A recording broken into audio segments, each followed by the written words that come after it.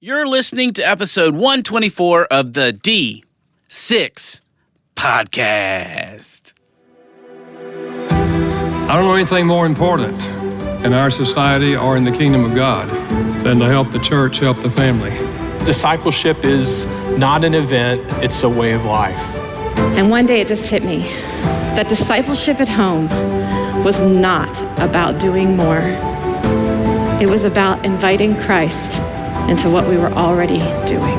The goal of family ministry is not families sitting on the couch holding hands and singing Kumbaya. The ultimate goal is families that love God, love people, and make disciples of all peoples. So that's why you're here. You're here to say 1 hour a week, as significant and as awesome as it is, we know that it's not enough and we want to be intentional with every hour. You're listening to the D6 Podcast. Here's your hosts, Ron Hunter and Jeremy Lee.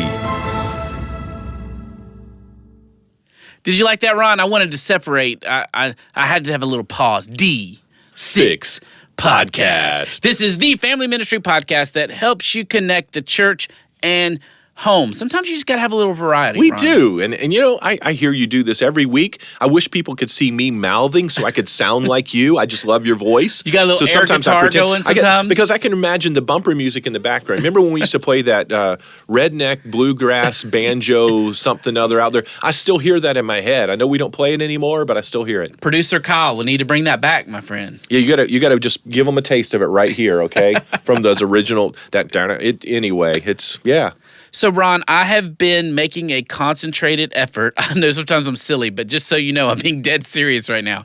That's a good lead in. Yes. I just want to make sure you know this. Okay. I've been making a concentrated effort to tend to my soul. I have counselors and coaches in my life, and I'm still in that kind of recovery from my cancer journey and just kind of wanting to take advantage of this, because when you come out of a cancer thing, it's like you feel like you're living in bonus stage, you know. Yeah. You're like, the rest of your life is like overtime, you know. You're playing with house money, Ron. Wow. So for me, I want to make sure that is rich as I can make it. And one of the things that I'm learning is that means I have to tend to soul. I have to tend to my soul, and I have to make time for that and not just go and burn the candle at both ends.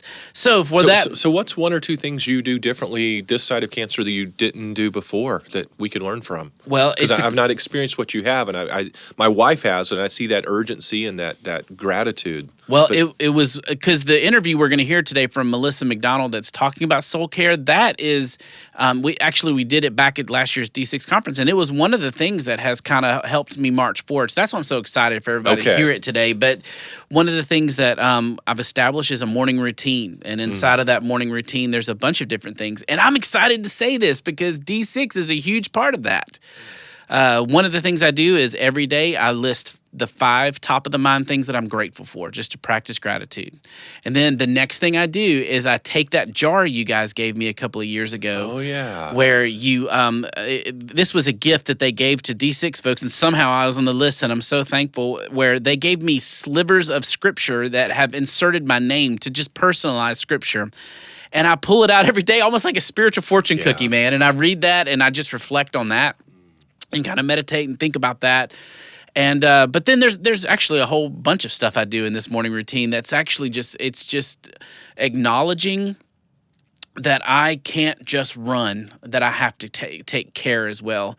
And I think there's so many people listening to this that we all need more of that. Yeah. Most of the time, there's not too many people going, oh my gosh, I'm spending way too much time taking care of myself. Yeah. It's usually on the other end. Have you ever dealt with that? Yes, absolutely. And you know, I find that busyness just eats up that quality you're talking about. You know, I wake up and my mind immediately just kind of flips into that, okay, let's evaluate the list for the day. What do I need to knock out? You know, I try to answer all my emails before I get to work, and sometimes I can let that push out my gratitude, my time. Now, I'm not a I'm not a morning devotion guy. I'm an evening devotion guy. And my pastor one time said all great men of God in past history, Billy Graham, and he started listing all these people that had morning time devotions. I thought, man, I'll never be a great person for God because I don't have a morning. But so my routine is not morning. I wouldn't be alert enough to retain it. So because our listeners need to know you sleep like an hour and a half a day. You're like a vampire. Well, yeah, I will say this. I've just gotten back from Asia, and I have been messed up really badly. My sleep is not back. And in fact, people in the office, you talk about midlife, you were kidding me earlier. I've come in and opened up the building like 3 out of the 4 days this week. I was the first one here. Wow. Normally, I'd still be asleep, okay? and so I'm going to bed early. I'm waking up early because my body clock is still not right. And I am not a morning person. Wow. I'm the guy that stays awake till 1:30 and then gets up at 6 or 6:30, not showing up to the building at 6 a.m. Man. So yeah, it is interesting. But soul care, I can't wait to jump in and listen to what you guys are talking about right here. Now, one of the reasons we need soul care is our second guest topic, because he's going to, sometimes we're presented with problems that make us have to hustle and push. And it's not like we can just say, hey, could everybody stop so I could take care of my soul?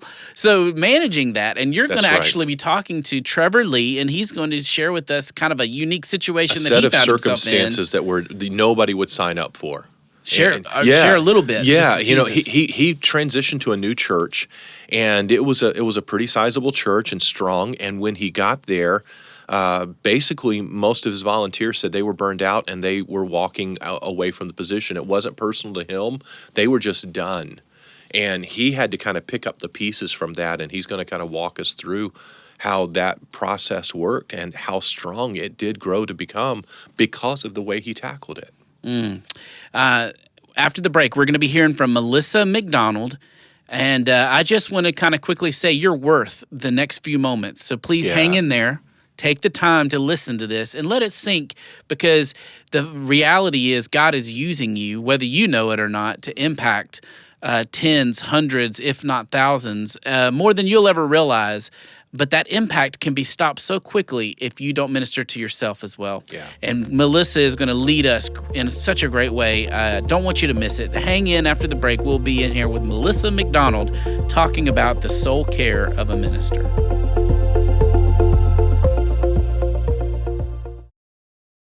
D6 Curriculum is a comprehensive discipleship strategy for all ages in your church.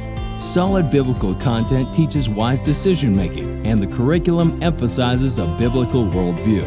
Each quarter of D6 Curriculum contains 3 studies, 1 Old Testament, 1 New Testament, and 1 special topic study addressing cultural issues, apologetics, and Christian living. D6 is great for use in life group, small group, or Sunday school. D6 Curriculum is affordable and easy to use. You can order teaching materials in print or digital format. See how D6 Curriculum gets every age on the same page at d6family.com.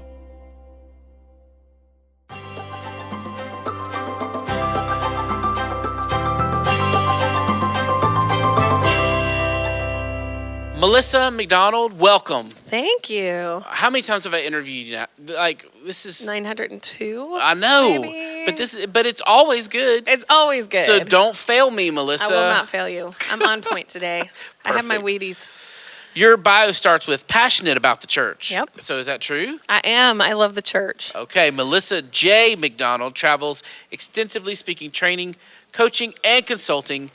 You're the author of, and I'm so excited about this, congratulations. Thank you. The book, Missing, an Urgent Call. I'm so excited you're missing. I know, I am too. We're going to find me at some point. No, I'm excited you wrote a book, Missing, an Urgent Call for the Church to Rescue Kids. Her next book will release later in 2017, which by the time somebody hears that's this, actually kind of a lie. So that was a hope. That's amazing. And then I got a boyfriend and a fiance, and so it won't release until next year. And then her movie that she's going to star in is also going to happen, and then her TV show will release as well. She currently serves as the National Children's Disciple Making Specialist for the Christian and Missionary Alliance. Come on. Yes. With humor and a unique perspective, Melissa boldly calls the church to be the church everywhere she goes. True. Truth. I love it. Yeah. Well, I cyber-stalked you as usual, went through your blog and looked at everything. You are all about ministering and training volunteers and folks who minister. And typically that's what we talk about. But today I saw a theme on your blog that I wanted to bring out that we really haven't spent much time talking about. And I know people need to hear whether they want to or not. Yeah. And that's this term soul care, which may be new to somebody, maybe new thinking about soul care. What specifically can a minister do for ourselves? Because sometimes we minister to everyone else, but we really aren't great at ministering to ourselves. And that ultimately is what soul care is. What is soul care, and how can we start to do it as ministers? Yeah, so I love that you picked up that theme, because I love volunteers too. But if I'm not, as a leader, healthy, it doesn't matter how good my volunteers are. It doesn't matter how good my curriculum is. It doesn't matter how good my church is. So I love kind of peeling back the layers and going right to the center of where we need to be at. So soul care is really just that. It's taking care of our souls, that innermost being that God gave us that cries out for nourishment. And you usually can tell, like, okay, I need something. So it's that inner part of us that God created. So soul care is taking care of that. And then what does that look like? And it looks all sorts of different ways. But I always like to look scripturally first, and Psalms 23 talks about that. And a lot of times we go through Psalm 23 really, the Lord is my shepherd, I shall not want. We have it memorized. But my favorite is where it says, he makes me lie down in green pastures. And that to me is a real picture of what soul care looks like.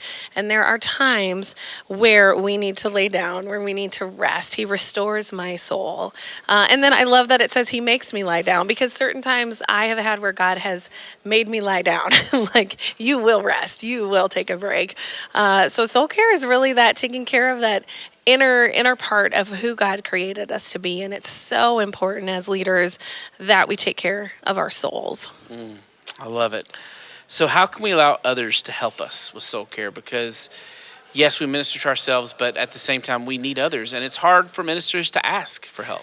Yeah, I was thinking about that because I read the question ahead of time, and really, the best thing you can do first is you have to figure out who you are. And if you depend on other people to help you with your soul care, you're missing the point because it is about who God created us to be. And there's no better advocate for your soul than you. And there's nobody who knows your soul better than you do.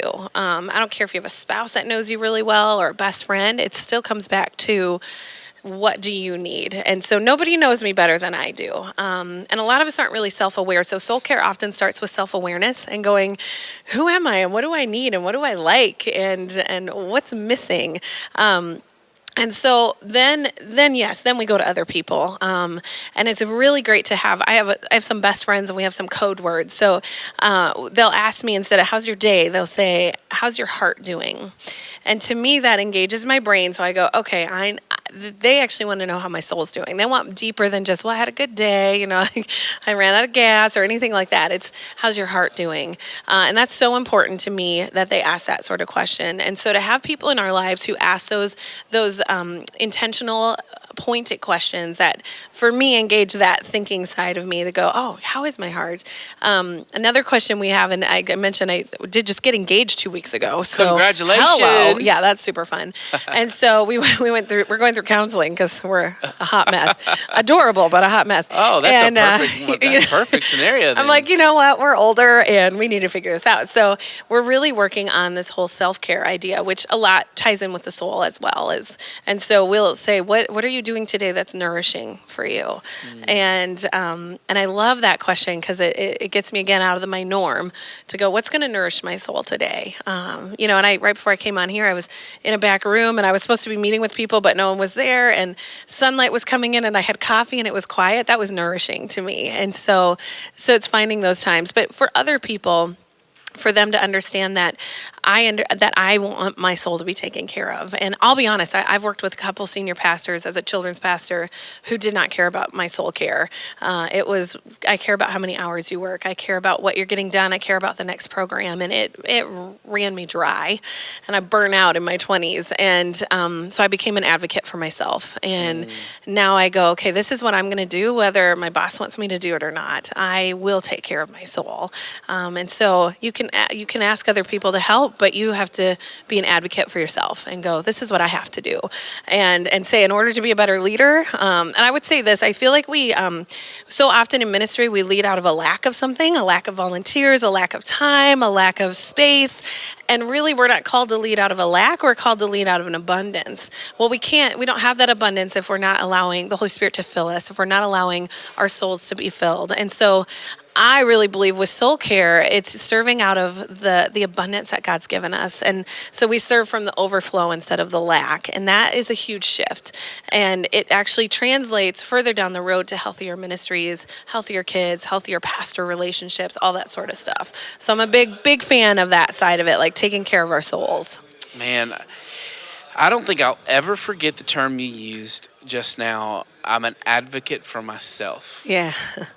Because and I want people to listen to that and not hear in your typical overly spiritualized, well, gosh, that means we're supposed to be selfless. We're supposed to give of ourselves, especially as ministers. We're kind of trained in that concept. But isn't it true that Scripture says, love and serve others as you serve, just as you would serve yourself? So it's not instead of serving yourself. Yeah. It's in addition to. Well, and can I just say wisdom to you for pulling that verse out? Because so often we look at the first part and go, oh, love and serve each other. And we miss that we're supposed to serve ourselves. And it's very unpopular. Now I'm getting all passionate. It's very unpopular in the church, especially in the ministry world, to think of ourselves. Because we go, well, that's not what Christ would do. Well, Christ went away. He went away from the crowd. He took naps. He went and he ate. And so he was aware of his needs. He was aware of his needs. Yeah, it's not being obsessed with your needs, but being aware. And it's not being selfish. And in fact, self-care, soul care is it's the best part that we can be, because we take care of ourselves, understanding if we're doing well, our ministry looks different. Our love for other people looks different. So and I remember growing up in a pastor's home in the 80s and 90s where it was still really popular, the pastor to be everything to all people at all times. And if Aunt Thelma went into the hospital, my dad had to be there. And I love that there's a shift happening where we're going, let's equip other people. The pastor doesn't need to be all things at all times. And that's what self-care is. That's what soul care is going, okay, I don't need to be everything to all people. And it's a shift, and it's such an important shift. And I think it's a biblical shift to understanding, okay, I'm not Christ. I don't need to be Christ. And even Christ took breaks. So I get all excited about this stuff. I love it. It feels like busyness is the enemy of soul care. Yeah. And we've used that term advocate. I think that's a beautiful thing, because I think a minister in their type of schedule, they have to advocate, which means aggressively get involved in the process of fighting busyness. So how do we do that? Yeah. So, busyness is always going to pull at us, but it only pulls as much as we let us, really. And I've been there. I travel for the last 5 years. I've traveled about 200 days a year for work, and I understand busy. But I'm in control of my busy. Busy is not in control of me. And you have to make that shift. It's just like when you sit down with your paycheck and you budget. If you budget ahead of time, you tell your money where it goes. If you try to get control of it later, your money tells you where to go. And so you sit down ahead of time and go, okay, this is what that looks like. For me, I think because I burnt out at such an early age, I kind of learned really early on, and I got really sick in my 20s and almost died, and still struggle with some chronic health stuff. And so in some ways I have kind of the wisdom of a 90-year-old who understands stopping to smell the roses. But part of that comes from this idea of budgeting what's most important to me, and what do I really need to do to make it happen. And with the whole busyness thing, it's become so important to me that I'm healthy. And not only that, I lead a team. Of leaders around the world right now. And if I'm not modeling for them what health looks like, I can't call them to health. And so about 3 years ago, I sat down, looked at my calendar, and I book about a year and a half anymore in advance. And I began to scratch whole weeks off of every month and go, I'm going to be home this week. And then 3 times a year, I scratch a week off, and it's for retreat time, and it's soul care time. It's time where I go, I'm going to spend time with Jesus. I'm going to be alone. And soul care looks different for everyone. I know we're going to talk about that more in a minute, but that's what I've had to do. And I think busyness will pull at you. It always will. But if you go ahead of time and you face it head on and go, okay, but not here. I'll be busy here, but not here. And it looks different for everyone. Some of you love to get up in the morning and spend time with Jesus. I don't like Jesus till after 10 a.m. I mean, we're not friends, and we just have this understanding. And so for some of you, that's going to look different. But busyness will always pull at you, but you are in control. And don't fall into the world's way of thinking that busyness defines us. And well, the busier you are, the more important you are, and the more meaning you have. That's a lie from the pit of hell. And that is not what it's about. We are not called to be busy. If you're busy doing things that don't matter, stop it. Like, start cutting some things out. So you got to control your busyness. So how do personalities affect how we do soul care? Like, soul care looks probably different for an extrovert than it does for an introvert because they have just a different set of needs. And if you're a type A personality, or if you're like a laid back, chilled out personality, that's got to feel different in terms of soul care, doesn't it? Yeah, it really does. And one of the things, as I was mentioning earlier with the whole idea of nourishment, is a great way to figure out what works for you is to make a list. What nourishes you? And when we say nourish, it means what adds to you? What brings you joy? What stops and you breathe for a moment? And so you write those out, and then you begin to look for ways that you can incorporate those. And so, for me, I'm an extrovert introvert. I'm a people person big time, but I also like my alone time. And so with my traveling, it's 99 times out of 100, I will be alone in a hotel room at night. And it's not because I don't like people. It's because I like people and I don't want to be with them all the time because I'll like them more. And so that's one of the things I've done. When I go and do my retreats, I have a really good friend who loves silence and solitude, and he can go for 3 days and not look at his phone or anything. That's not me. I need Netflix. And so, I love to spend 2-3 hours with Jesus doing some journaling and reading my Bible. And then I might watch a little show on Netflix and then circle back around. And I found that works better. But when you make that list of nourishing things, what's really cool is you can begin to incorporate soul care into your everyday life. So it doesn't have to be I got 2 more months till my next soul care retreat. That's not feasible. One thing I found that I love is if I'm somewhere where it's warm and I can rent a convertible instead of a regular car and it's a minimal difference in price, I do it. Because to me, having the top down and singing loudly just is like nourishing to me. If I'm somewhere where there's a large body of water and I can take a quick detour and go sit on the beach, that's nourishing to me. And so I began to build in these things. I'm also a foodie, so if I can go somewhere that has really good food and I can get really good tacos or I can get really good Korean or something, I add that in, and that makes my life better, and it makes me a better speaker, a better trainer, leader, all that kind of stuff. But with the soul care, it looks different for everyone. And like I said, some people love to get up early and spend time with Jesus. I don't. I mean, if I wake up at 8:30 and I can have coffee and I can sit on my deck and spend time with Jesus, then I can handle it. But I will never get up at 6 a.m. to spend time with Jesus. So it's just not going to happen. So it's finding what works for you and your personality and understanding God created you uniquely, and that's okay. And some people need just quiet alone time. Sometimes my best moments are with Jesus are when I'm like refinishing a dresser or when I'm painting a room or something. That's just like downtime for me. So it looks different for everyone, and it should. Okay, you're teaching a course here called Healthy Leaders, Healthy Ministries. I feel like that kind of blends into our topic here. So give us a snapshot of that and maybe some nuggets we can take away. Yeah, I think really it's kind of a sneaky way of being a soul care seminar. Sneaky. It's just a more fancy name, but the idea really is, like I mentioned earlier, I've been in ministry for 15 years, full-time ministry. I understand wanting a healthy ministry, and I have spun my wheels so long, curriculum hopping, volunteer hopping, changing things, adjusting, and never actually looking at myself. And as leaders, we have to look at ourselves. There has to be some self-awareness. There has to be some looking in the mirror time and going, maybe this is you. Maybe it's not the curriculum. And so what we need to understand and what the seminar is really talking about is this idea of if we want healthy ministries, we can't just focus on the ministry. I have to look at myself as the leader. And I'm the best leader I can be when I know who I am. And not only when I know who I am, but when I love how God created me and who he created me to be. And then growing in that. I spent too many years asking God why he created me the way he did, because I felt like I was just too much of a spitfire for a lot of people and like too passionate. And part of that was I was working in some really unhealthy work situations, but I just felt like I was always too much. And God began to tell me, you're not too much. You're exactly who I created you to be. And so realizing God created you on purpose, and God loves you the way you are. And then myself, again, settling into that and going, okay, this is who I am. So knowing my skills as a leader, knowing the passion God's given me, once I settle into that, and that whole self-awareness piece is sneaky, because when you're self-aware, you're very aware of your faults as well.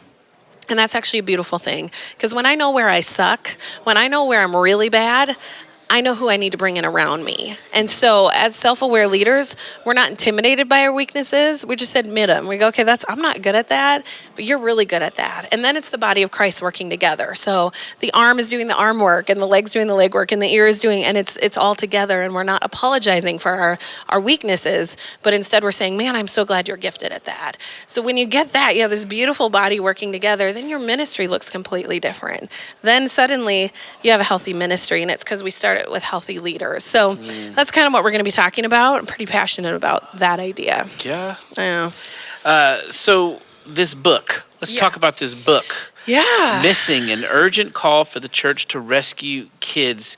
Why should we grab this book? Okay, so Missing's been out for a couple years.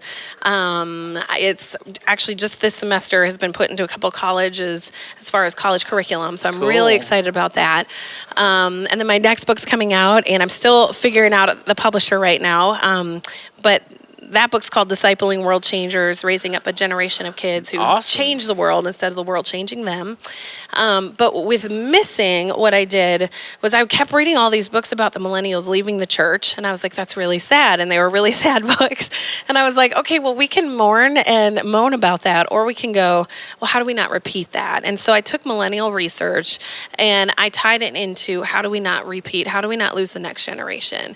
And so it's an easy read. I mean, it's a quick sit down read, and it's got a lot of research in it too. But my heart was really for how do we not lose another generation? And I get tired of the church looking back and going, oh, we should have done this differently. Why? And we're sad about that. Okay, move on. That's in the past. Let's learn from it, and let's not repeat our mistakes. So it's a call for the church to change, a call for the church to be the church that God designed us to be in order to reach the generation that's coming up and the generation we have now. So amazing. So for this book or the one that's coming out, you can look at Melissa Mac M-A-C Donald.com. Check it out. She's all over the social media webs, all over the interwebs, and very active and a great person to follow and befriend online. She's very active and will engage and answer questions if you have them. So please check out Melissa MacDonald. Thank you for being with us. It was so great. Thank you. See, I told you it was going to be good. Painless. I loved it. Thank you.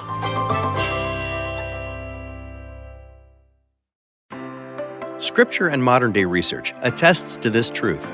When one generation commits to and engages in the discipleship of another generation, people of all ages know Jesus and become more like him. This commitment requires us to say goodbye to the myopic focus on the next generation and instead broaden our view to every generation. Every generation. Moms, dads, grandmas and grandpas, aunts and uncles, kindergartners and middle school students, college freshmen and newlyweds, each one awakened to Jesus Christ and living out a vibrant faith with one another. We invite you to adopt this focus at the D6 Conference, a family ministry event built on the Deuteronomy 6 philosophy of generational discipleship. You will experience 3 days of strategy, resources, and action steps to help move your church forward together. Discover what's in store at d6conference.com.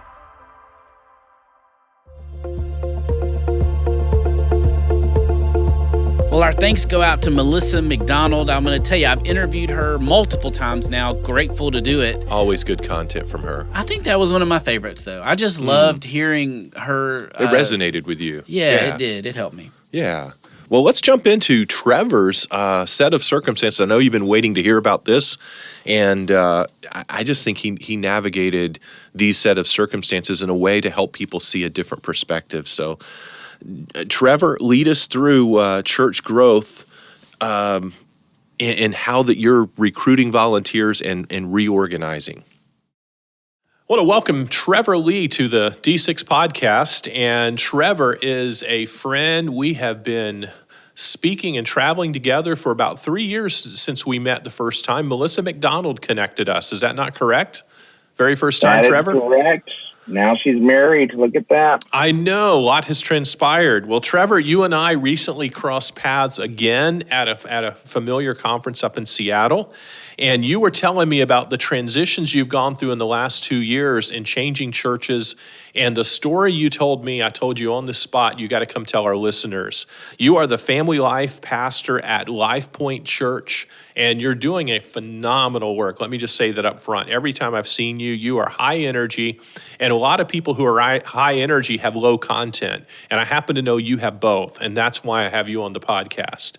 So I want you to tell people what you told me while we were meeting in the hall the day just before the conference got started there in Seattle about what happened in your transition, what you walked into, and how you handled it. Yeah, thanks so much, Ron. And yeah, we love you too, buddy. You're awesome. What happened was about 2 years ago, I got invited to check out a church, which was north of Seattle. It was kind of a new suburban area, new community, a lot of new homes growing up, a lot of families that are moving up there. And their family, children's, youth, the whole 9 yards under 18 years old was pretty much decimated.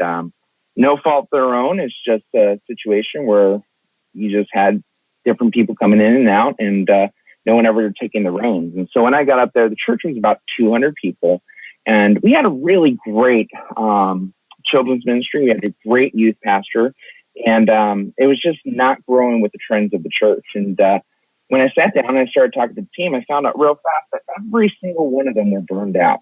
They were just dead. They were showing up. They were like zombies on Sunday. And slowly but surely, they just came to me when I got on board saying, hey, I think this is a good time for me to depart. Well, long story short, we went from a very rich team of like 20 volunteers to a nice, solid team of 3. Wow. So I want to repeat that out loud. You walk in, and the 20 people who had been leading in the children's ministry all said, we need a break, and it went from 20 to 3. Just that's a welcome wagon. I mean, that's like, we're glad you're here, Pastor. You do it all. Yeah, exactly. And it was a small church mentality too. It's like, oh, good, we have a full-time guy. He'll take care of it. And I think the hard part is that kids need more than just some full-time guy. Yeah. Yeah. So what'd you do? I mean, what was your immediate reaction? First of all, when the first person comes to you, probably didn't say anything. Second person comes to you, like, okay. Third person, we're creating a trend here. First of all, how did that conversation sound like on the third and fourth people coming to you? And so I want people to hear that real quick. Don't play that out long. But how did you respond to that? I just responded in love. I just said, you know what, take a break. Go for it. You know what? You've done your work. You've done your share. Take a break. And I got to say, 5 of those people returned, and now they're my top volunteers. That's awesome. That's awesome. So how did you begin rebuilding that staff, and how did you change that mentality from small church mentality, hey, we got a staff member, you do it all, to a staff who, and I know your results, but tell them what'd you lead them through? What was that process like? The biggest for me, I'm a very deliberate person. I don't want to come across as desperate, but deliberate. And there is no magic wand or anything like this. I simply sat down and said, okay, what do we want for our volunteers? What do we want for our kids? What do we want for our families? And I answered those questions. And then from that, this is the secret sauce. I literally called every single family that called that church their home. And I said, look, can you help out at least 1 or 2 Sundays a month for 2 services a month? I just need you for 2 hours a month, just until we rebuild this ministry. And I literally called about 150 families in 1 week. Wow. And the funny thing is most of them are like, oh, I didn't even know we had a new family life pastor. And it's like, okay, you want to come back to church now? And out of that, I rebuilt the team to about 50 volunteers so we can sustain our ministry. But it was all temporary. Every single one of them was temporary because that's how I recruited from there. And then from there, it's the relational pull. It's connecting with them, finding out what they're passionate about. Still to this day, every conversation I have with a volunteer is that, look, this stuff is not written into stone. My job as a pastor is to help you find the gifts and the talents that God has put inside of you and get you plugged in. If that's in the preschool room, then great. If that's out welcoming, great. If that's security, great. But if you're not happy, I don't want you stuck there because it just shoots me in the foot. When it comes, kids can tell if you don't want to be there. And if you don't want to be there, I really don't want you to be there. But more importantly, I want to find a place that God can put you in to do great work because that's what we're created for. You're not a bit passionate, are you? I want a good volunteer team. And I just realized from the get-go, you got to be extremely deliberate, and you got to know that these people are on loan to you from God. Okay, so let's talk through this recruiting process, Trevor. You called all these families, you asked them for 2 hours. What they didn't know is this was a little bit like a on-the-job training interview. You were able to watch them in that 2 hours they were committing to decide should they join your full-time team. And there are some people who come to you and go, hey, Trevor, I want to be there. And you love them immensely. You care about them, but you do not want them there.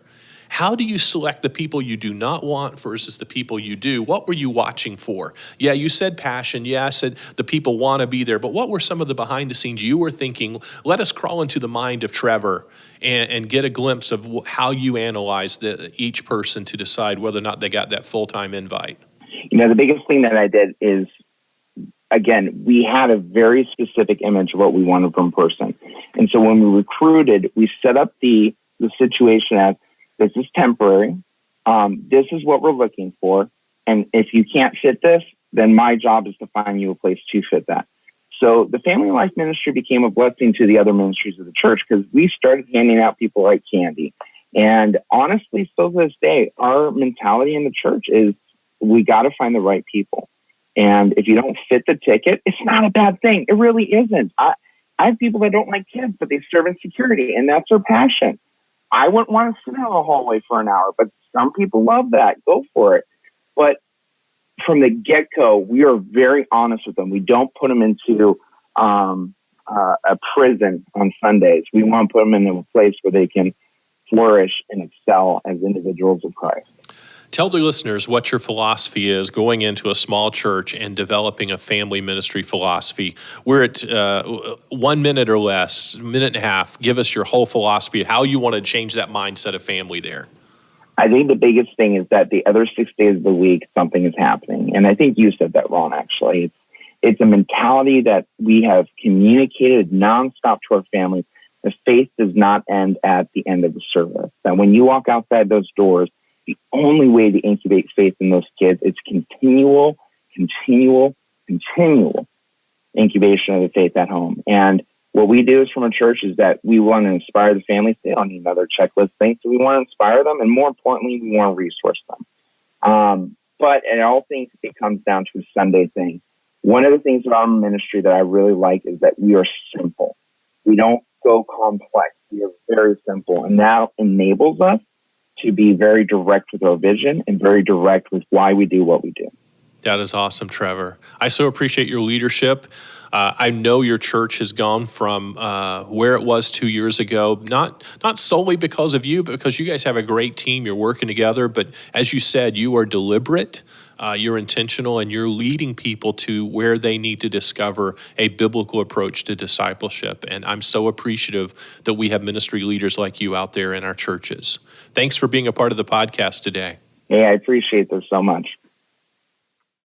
Well, my goodness, that was pretty stressful to listen to for a second. Man, what a crazy dynamic he went through, and not your normal things. So I think a lot of us are sympathetic to that. Yeah. But great truth as well. I appreciate that. Thank you, Trevor, for being with us. I look forward to meeting you one day. I've never met Trevor. He's a delight, honestly. And when you meet him in the hallway and you haven't talked for a year, it's like you just picked up from the last moment. But his rebuilding, just I think we can all get encouragement from. And so I'm appreciative for him sharing his story. Speaking of encouragement, we have, number one, it's time to start packing up and getting ready for D6 conference. We're heading to Best North time Carolina. of the year. North Carolina. And tickets possibly are, I never know, because at this point, they could be sold out or whatever. But if they are available, they can check and go see D6conference.com. We usually get a small handful of walk-ins, 30 or 40, and we make room. We'll pull in more chairs. So look at you. Yeah, we'll do it. Or there's always chairs in front of the interview stage, and you can just sit there and stare at me the whole time. And you get some great content if you're just sitting there right in front of it. And by the way, we've got you. I'll tell. we've got your interview stage upstairs. What? Yep, we got you in a separate little area, close to a resource center, because oftentimes one of the areas of our staff that runs all of our bookstores and resources, they don't get a chance to be a part of any of the content. So we thought we're going to put you up there so that they can hear as well. Goodness. So looking forward to that location. Do I have a green room, bowl of M&Ms, anything else special? I mean, I've been doing this a while now. You have. You tell me what you want. I'll reserve the right candies. No green room, though. No green room. All right. We hope you guys will be with us next week, because we will actually be coming live from the D6 conference. This is not we should have talked about this in the beginning. We should have. And by the way, you don't have a green room, but there's a Chick-fil-A right across the parking lot. No And I way. know you love Chick-fil-A. Christian chicken all week long, everybody. Oh, there you go. And we're not there for a Sunday, so it's open every day. That's right. All right. So listen, we are going to be doing a really special podcast episode next week. Want to make sure you're there. We're going to actually be recording at the D6 conference. We'll be bringing in a great group of guests. Surprise. It's a surprise to all of us, and we will enjoy our time together. We've just been wanting to do this for a while, the whole live from D6 thing. That's right. So it's going to be fun. So hang in there with us. We don't know how this is going to work and bugs and whatever, but you're going to get the front row seat if you join us next week. See, Ron's always nervous because he likes to plan and prepare, and I love this stuff. He flies by the seat of his pants. This is going to be so fun. We so stretch each other. Basically, join next week. You're going to enjoy it one way or the other. It's going to be a good time. Thank you, guys. I hope you have a great week of ministry, and I hope I get to hang out with you next week at the D6 conference. See you then.